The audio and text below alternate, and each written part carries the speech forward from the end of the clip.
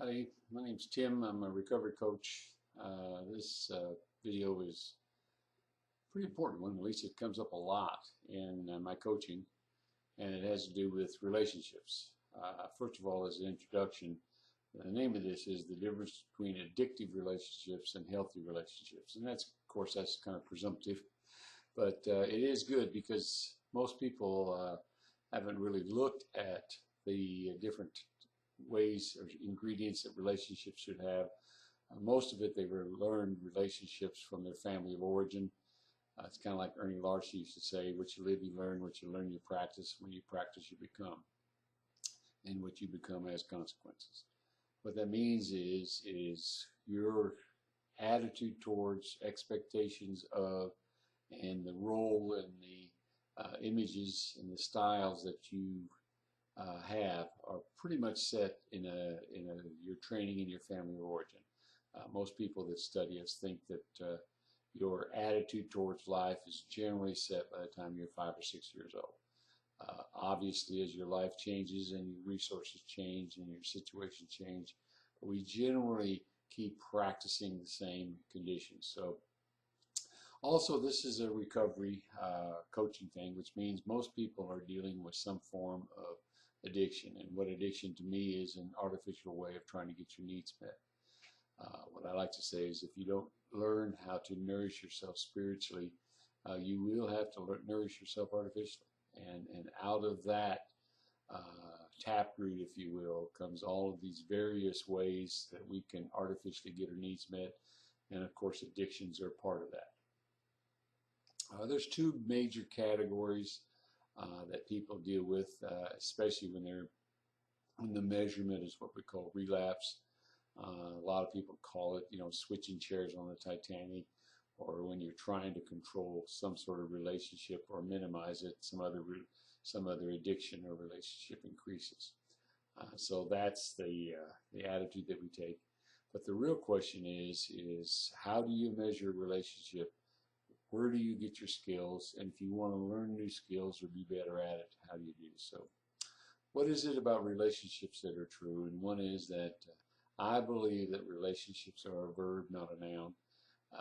We call them a noun. We think there's something we have, get in, we try to box it up. But generally speaking, I think it's healthier, at least in a spiritual way, to look at a relationship as a skill. And there may be some things that you're real good at, and maybe some things that you're not. So that's one of the things that I like to identify. And so what we have is a couple of items or categories that you can use to kind of look at to see how your relationship is. And of course, remember, these relationships are multifaceted. You can have a relationships with yourself, which is how you talk to yourself, how you treat yourself, what you image, how you expect yourself to behave, what you think are getting the goodies of life. The other is a relationship with your higher power, a relationship with a religion, or a relationship with the God of your understanding. Those are relationships, and you may or may not be very skillful at that.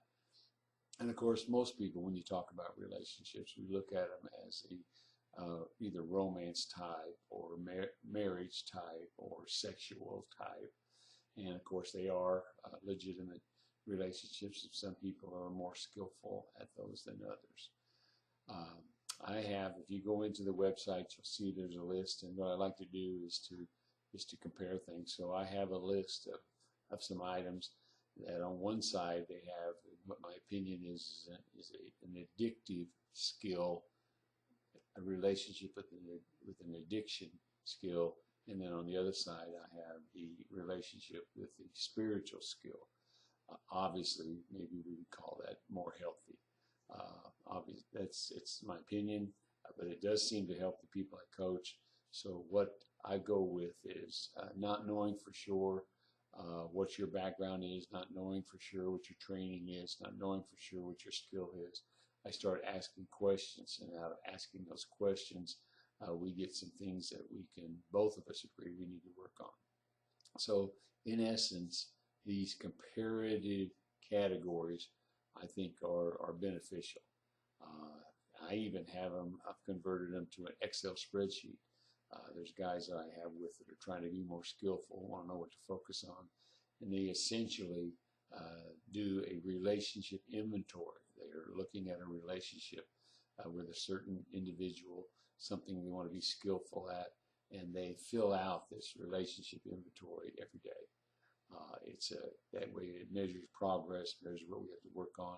It actually has the two categories, what we call addictive and healthy, and then you rate yourself between there from 1 to 10. Where are you in that? And then it has about 12 or 15 categories that you go through, and that gives us a trend, that gives us something to work on, and it gives us a way to measure that.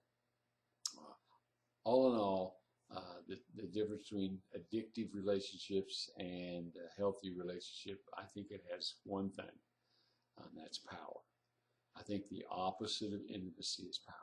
I think if there's any power involved in a relationship, any kind, either volunteered or taken or exists, if the power exists in a relationship, there cannot be an intimacy, mainly because power controls, power manipulates, and power affects intimacy.